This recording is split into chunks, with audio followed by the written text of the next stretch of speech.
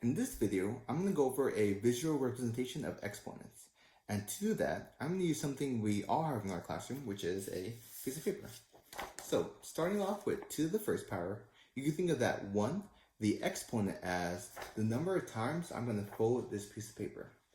And you can think of 2, the base, as when I fold this piece of paper, I'm going to make 2 equal parts.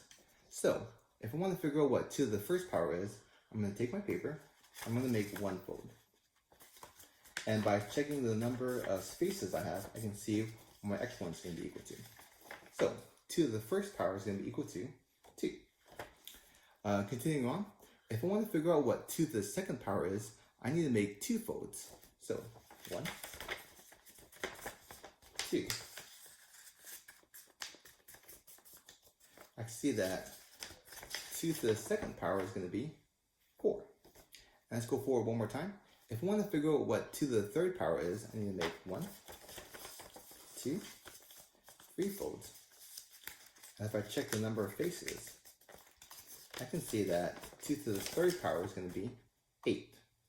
So I know that going forwards, each time I fold my paper, I'm increasing my exponents, and I'm doubling the number of faces. Now let's try to see if I can use this visual to go backwards. So if I know that folding means going forward, that means to go backwards, I need to unfold. So how do I unfold a piece of paper? Well, to do that, I'm going to need a special piece of equipment. So here, I have an iron.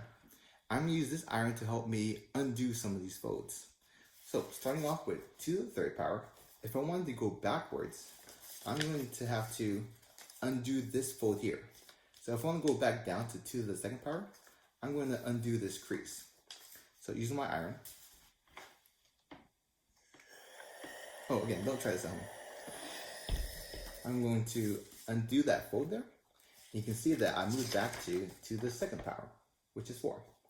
Now, if I wanted to go backwards, I need to unfold this piece of paper. I need to undo this crease here. So, using my iron. Right. I undid this crease, and now I'm back at 2 to the first power, which is 2. So let's try to go backwards one more time. If I want to go backwards from 2 to the first power, I would move down to 2 to the 0th power. So what do you think is going to happen if I undo this fold here? What would 2 to the 0th power be? So undoing this fold. Okay. I can see that 2 to the 0th power is going to be equal to 1. That makes sense, right? If I make 0 folds, I'm still only going to have 1 face. And usually here is where the example ends. But let's see if we can try to push this a little bit further. What if I wanted to keep moving backwards? What if I wanted to move down from 2 to the 0th power down to 2 to the negative first power? What would that look like? You're probably wondering, if I have a piece of paper, how can I unfold a full sheet of paper? Well, here's a little bit of secret. Again, this doesn't work all the time. If I take my iron and I use a little bit of steam, and if I flip this corner a little bit, you can see that? I can actually unfold this full sheet of paper. So now, if I ask myself, how many faces do I have? Some of you might be thinking, oh, I have 2 faces, right? But try looking a little bit closer.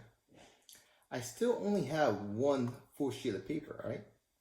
But if I was able to unfold it, it would be 1 out of 2. So 2 to the negative first power would be 1/2. Let's try to unfold this one more time. So using a little bit more steam. If I try to unfold this piece of paper, unfold it,